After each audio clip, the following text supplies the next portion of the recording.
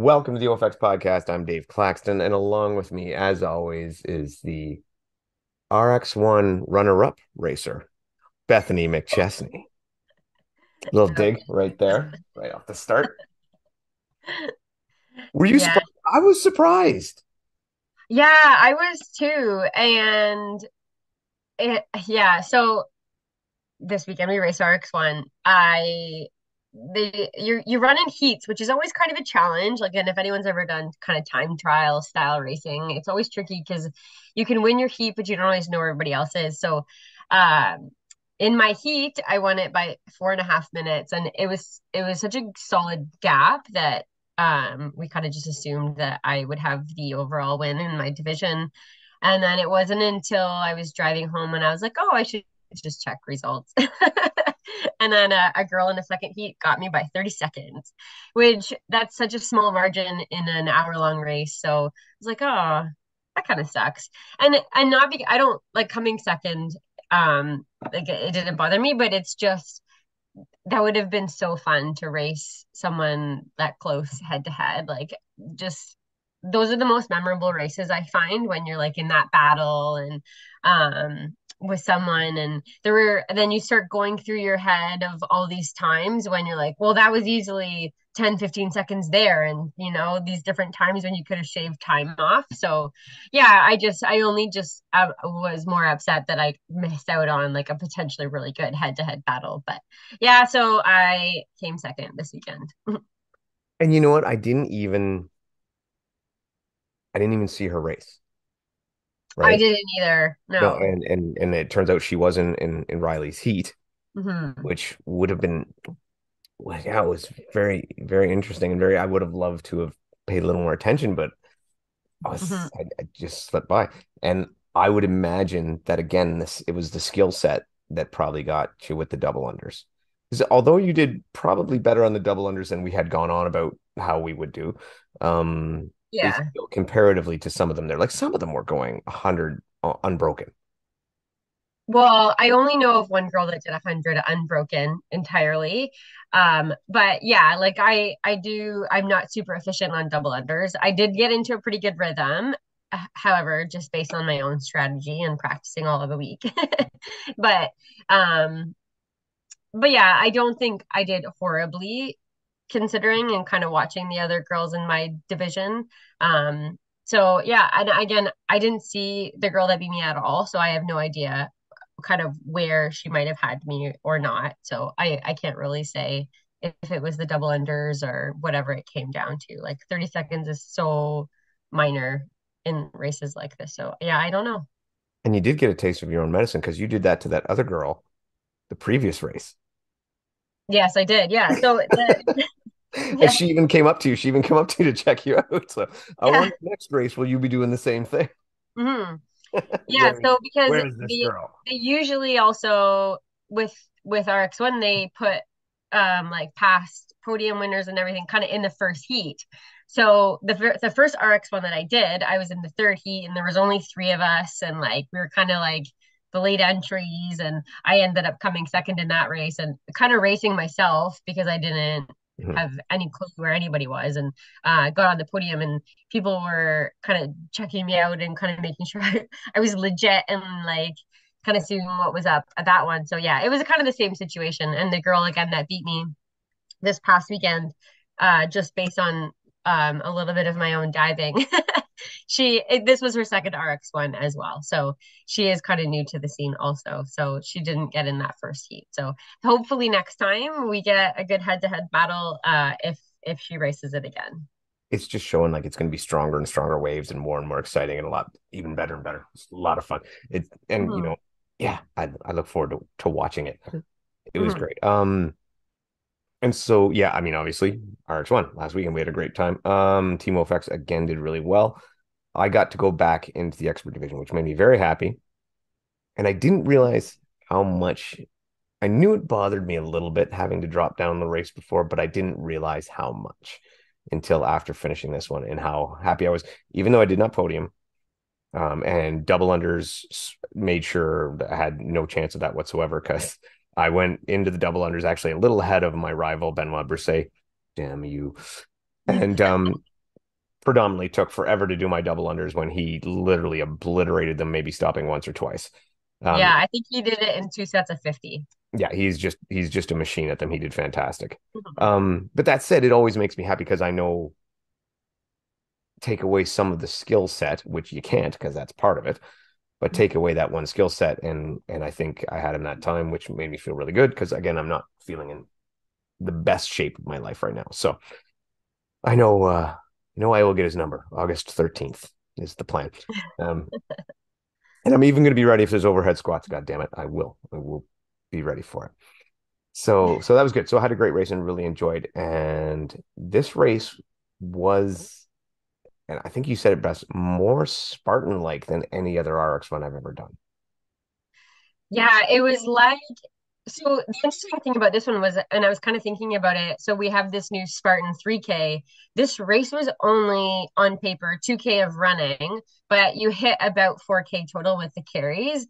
And so my race was 50 minutes, but it was essentially like a really short mountain race with every heavy carry you can think of. So, and then a little bit of CrossFit at the very end. Realistic, the carries were brutal. Like when you start adding it up, like Yeah. we were talking, like, I mean, you say there was 2K of running Mhm. and the rest was carries, and my Garmin's added up to almost 5K. And I'm like, Mhm. because there was that much carry.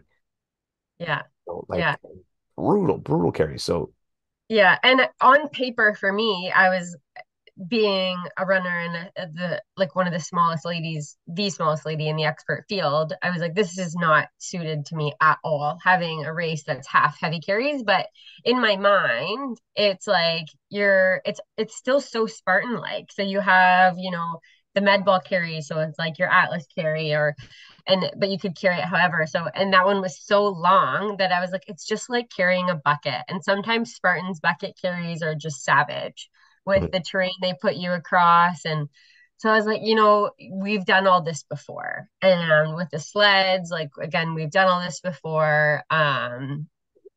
Yeah, so farmers carries, we do all that too. So although we come from a background that's like very rigid in what we trained for, it translated so well to this one that I think even just although the weights were still very heavy, like mentally, just being able to relate to all of the things that we had to do mentally, it didn't destroy me like it might have for someone who typically trains in the gym and you're not going up and down the mountain with heavy weights. I have never, in all the Spartan races and I've done, set down the bucket. Never once. That last carry, that med ball carry on this, I set that thing down. I don't know how many times. Like honestly, probably three times on the way up and once on the way down.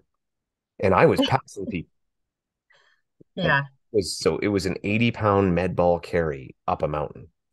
And it was just bulky and big and it was sweltering. And that was after just finishing two carries and a sled drag and deadlifts. And then you Mhm. got to, it was brutal. It was brutal. And I don't specifically know the distance, but how long? Yeah, three ski lift poles. I don't know, was probably 100-meter between each of those, give or take somewhere Yeah, around. I was thinking it was probably in total like 400 meters Yeah. So carrying it. 400 Yeah. meters up and down a hill with that 80-pound ball was a lot. And we worked it out at two because yours was 50 pounds and it pretty much was 50% of our body weight for each of us. Yeah. So it was pretty good. And for me, even the deadlifts were, it was a hex bar deadlift carry. It was 210 pounds, which isn't the end of the world, but it adds up. And then you got to Mhm. that sled drag up the hill in a harness. So literally we both had to crawl to get this to get all of us we had to crawl to get this thing to go. And you can't touch your straps or your harness. So at one point I grabbed my straps like suspenders and they're like you can't touch it at all. So I was like I don't even know I needed to use my hands in some way because it wasn't moving. So then I was just like I went down to the ground and started just crawling myself with my hands and feet and I was like well this works. So this is what's happening. Yeah, I was trying to do like the dog thing and get the claws right into the ground, a little more traction on the hands to pull. It was But what got me more surprising was, so yeah, you drag that thing up the hill and then coming back down at one point, I'm like 10 feet from the stop line and it got stuck on something. I'm supposed to be going downhill. This is just supposed to roll, like supposed to slide, and it didn't. It was very heavy, Mhm. but it was good. And then at the end, the thing I was probably like most surprised with to the positive of me, I do not practice toes to bar a lot. My Mhm. toes to bar were on point. Like I did Mhm. great. I was really cruising with the toes to bar and with the thrusters, although by that time I was starting to bonk and needed large rests in between. But the burpees I just couldn't do. I was just so tired. I was like literally crawling to the ground and crawling back up and then just like to touch the bar. It was nothing left. Mhm. But it was fun. It was a good race and good people. I think though you have angered the RX1 people. I have. You Why? have. I didn't even get to tell you because it's like Uh-oh. they're doing the podiums and like Bethany McChesney, and we keep sending up some other guy every time because you're already gone. So like I did it the first time and John did it this time. So like instead of Bethany, we put up this 6'4" man to stand with these other women. So we got it figured out though, because I understand you have to take off because you have such a long drive back home. Mhm. I'm gonna get like a Bethany picture like on a pie plate, and so we can just stand up there with your face in front Oh, of us. that's a good idea. I think it'll be Yeah, great. They'll John look. was such a good stand-in for me this weekend because he's like the complete opposite human being as me. Yeah, he's like a foot and a half taller. Yeah, yeah. And the other girls were great. They all posed with him and then stuff. So it was a lot of fun. Mhm. It was really good. I didn't, well, like, I can't really have too much complaints because to complain about because it went really well. Um, My only complaint, and this is it's just for me with RX1 sometimes is things change up sometimes morning of and day of, and that's totally fine. Like, and it's all things that are like is low skill base as far as like, you're not carrying the hose, you're holding a plate. yeah. Totally fine. However, because again, these events are in Quebec and everything is being said in French and the speakers and we're just like I'm sorry, but we just do not speak French as well as French can get by with English, but like we just don't. And there was all these announcements that were being made about this one change with the plate. And Oh yeah. so yeah, with the plate carry overhead, replacing a hose carry, which is totally fine. And so I always do the weight of the intermediate men. So we watch the intermediate men go. So and Jeff race intermediate men. So I come up to the plate thing, and I just the volunteer there says grab one plate, and I said, well, I'm pretty sure I grabbed two because that's what the intermediate men did. And she's like, well, I don't know then. So so I had grabbed one plate and I'm kind of standing there and you have this moment where it's like, well, if you're not sure and I don't know and I haven't heard anything else, I'm just going to do because I don't want to make a mistake. And when you're leading a race, it's not like you have someone ahead of you to kind of see, well, if they're doing that, then it's fine. So I carried two plates. Um, and again, it's also if the judge was confident and she said, no, I know you just carry one, it's fine, then I would have just carried one, even if I thought, well, I did the same as the intermediate men. But if she was confident, then I would have just grabbed one. But she was like, I don't know then. So then I carried two. It's not a big deal. It's like in the grand scale of things, it's not like that one thing like burnt me out or anything. But I guess they had been saying that on the speakers in the festival area. But again, I didn't understand anything that they were saying. And a couple times I had said to people, they're talking about something about a plate overhead, like, and no one had really explained to me anything else. So, yeah. So then when we came down again into the festival area, and the cool thing too, RX1, and I love it, is they get to know their athletes so well. So, and they're always announcing kind of what's going on in the race. And it's all happening in French again, which, I mean, that's cool. But sometimes I'd hear my name being said, and I was like, oh, they're talking about me. I don't know what they're saying. But at one point, they said something about, oh, and she carried the men's weights even. And I didn't know. So it was just, and it wasn't until the race was over that I that I was told that I carried more weight than I had to. So it's not a complaint as far as like um it's just these last minute changes that happen sometimes with, and again, not understanding it's the language barrier sometimes, which just it gets a little bit, it's just frustrating sometimes when you're out front and you just don't really know what's going on. And then the volunteers just kind of being like, I don't really know, like to just be really sure about things.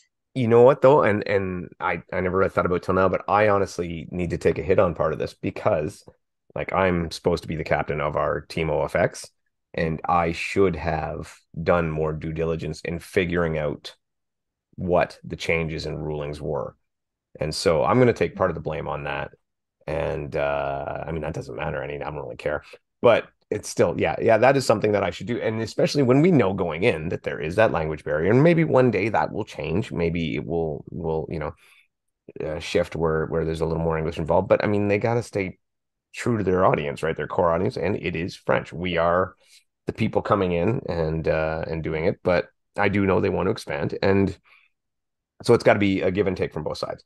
So yeah, I will take my part of the blame on that because I should have been more due diligent in finding out the rule changes for the day because we knew there were a couple of changes. I.e., in the intermediate, they were supposed to have a 500-meter row to the finish, and they ended up having 100 single unders um, for the day and because of logistics.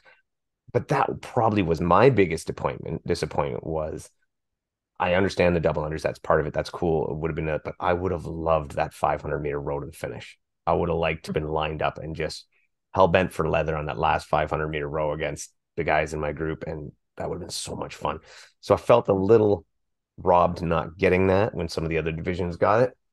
Mhm. But, maybe next time. And it is understandable because you only have so many rowers and they did end up having I believe it was their biggest turnout yet, which congrats to them. That's awesome to do and glad that they're growing. And hopefully we're helping with that.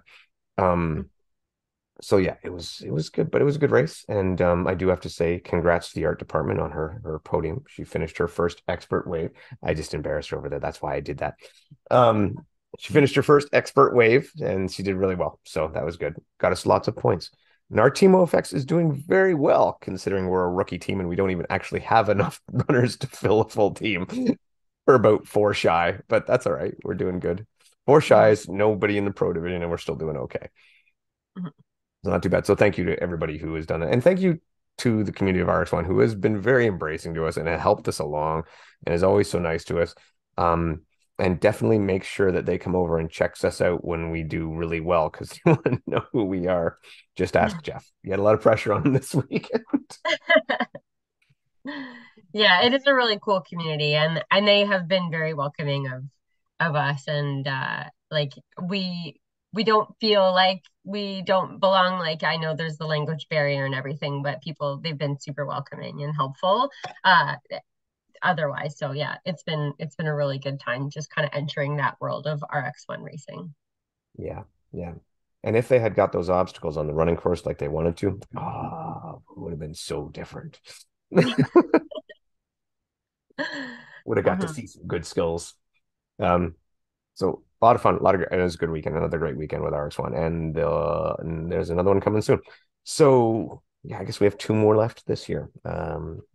Gatineau Yeah, final and then the overall final. So we'll be ready for those. Um, Other things that happened too this weekend, and we'll see because we're going to be putting out two episodes this week, a little bit different than before.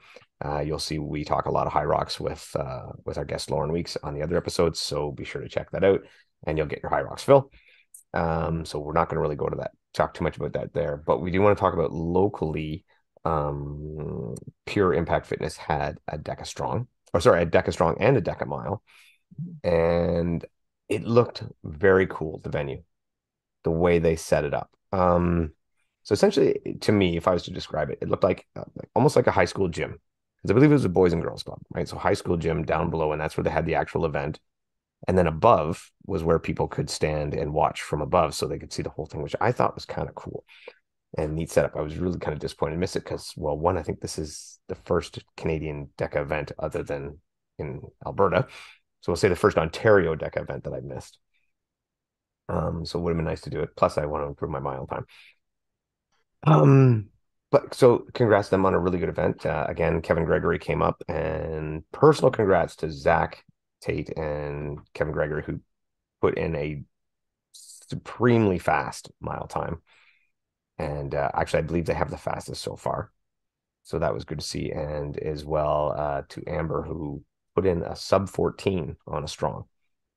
So good for her. And they have been really putting in the work, doing a lot of good things for the DECA community. And I just want to say thanks to them and congrats on a huge event. And then, like, it's not officially announced yet, but you can sign up for it. There is going to be a DECA Fit July 29th Hmm. in Ontario. Oh my God. And I'm skipping on where the venue is. So, In Ancaster. Ancaster, is that right? The art department is confirming the Ancaster. Um, Ancaster Fairgrounds Concession Building. So that's where it's going to be July 29th. First ever DECA Fit in Canada. So that is the 5K with the 10 stations. So if you're looking to try one, get on it. I imagine that tickets are probably a lot more limited than a regular DECA Fit. And yeah, you'll want to get in. It's going to be a great time. And sadly, I will not be there again because I have to go to a wedding. Carrie, Tony, who do listen and will appreciate that. Actually, I'm very excited to go. It's going to be a great time. It's in Florida, so if you got to go to a wedding, that's the place to go. Um, Mhm. but yeah, I'm disappointed that it did end up happening on the same day, but that's all good. Um, what do you think? I thought, because I had heard rumors there was one coming, but I thought 2024. Yeah, well, I thought 2024 as far as having like a Yeah. big deck fit, like the road shows that kind of a different situation. But yeah, I didn't know it would be this soon for having a deck fit in Ontario. So, but I'm excited about it. Do you think you're going to make it? Yeah, like the more experience I can get in Deca Fit, the better. So if I can make it work, I haven't really looked at everything going on right now in July because I just realized this Deca Fit was happening today. So, but yeah, if I can make it work, I definitely will. And Heather, what are you doing July 29th? Yeah, my relay partner, come on up to Ontario. Hey, it'd be good to have an extra run to try to put in a time, right? That'd be good. And Yeah, that's probably one of the reasons I'm most disappointed is I would have liked with my relay partner to get in another good time and I could practice run, you know. yeah. Two shots at it are much better than one. Mhm. But I guess that is not to be for me. Sorry, bud. Well, what are you gonna do? Um, so yeah, other than that, like I think it does signify, and I think if it goes well, that it would lean a lot towards getting a full blown deca fit up here. And I know it is a full blown deca fit, but I don't think it'll have as many lanes as regular. I don't know, right? So we're kind of just Mhm. as we go. But it would help to having an even bigger event in 2024. And who knows what the kind of there may be regionals. Who knows? Maybe Worlds can come to Toronto in 2024. Who knows? We could pitch for a lot of stuff, but we need to show up for these other ones. And speaking of showing up, there is still some tickets available for uh Farm Girl this weekend, Deca Strong, team and individuals, Saturday or Sunday. So if you want to jump in on it, get in on it, get those times in, and because Worlds is coming quicker than you think. Mhm. And it's going to be, and if you're around the area and you're going to Worlds, let us know because we're going to be down there. It's going to be a wicked event. We're going to have a good Canadian contingent this time, as opposed Mhm. to last time when we were like struggling for other Canadians to find. I think it was maybe like us and Amber and Zach. There weren't that many. So this time I know we're gonna have a lot more. So Mhm. yeah, look into it. Yeah, yeah. Other than that, how's your training going? Are you feeling ready? Uh, for DECA, yeah, I guess we took a little bit of a detour for Spartan racing and then RX1. So, but I mean, it all helps. So, but I have not been for the last couple of weeks focusing on DECA stuff. Which, when I say that, I just mean I haven't put in all the extra work on machines over the last few weeks. So this is usually But I'm talk we have. always ready. This is yeah, I know you are. This is usually talk we have after. Are we doing a team relay this time? I can't remember. For the strong, I For the think. strong. Yeah, yeah, we're gonna do one. Sure. Okay, well, we got to sign up. We haven't signed up yet. Are we? When are you coming up? Saturday or Sunday? Oh, it'd be Sunday. Sunday. Okay, so sign up Sunday. All right, sounds good. I might. I'll do the individual on Saturday, and I might do a team with somebody on Saturday too. Okay. Yeah. But I'll be good for Sunday. Sunday we're good because we have to. I feel we can do a lot better than the first time we did it. Yeah. Well, we kind of threw it together last minute. We didn't really think about it too much. Yeah, we were a little all over the map, Yeah. but I think we can do a good one there. All right, cool. Mhm. All right. But yeah, so what we're doing, like I said, we're gonna do things a little bit different now. We're gonna have maybe we're gonna try some in the future here, where maybe we'll do two episodes, one with the interview, one where just Bethany and I, and that way you can focus more and they're not so long and you can break them down a little easier. And if you need want to listen back to back, it's all good. And if you don't, however you guys want to consume it.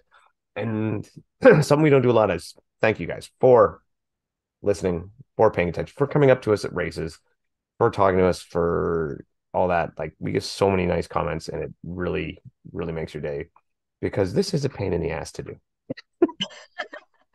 So it makes it worth it because it sure as hell doesn't make any money. No. But it's been like 2 years and it's been great. And we met so many people and it's been so much fun. And I got lots of steam left in me. So we're going to keep Yeah. going. All right. Yeah. Me Beth, too. why don't you just wind us out? Yeah.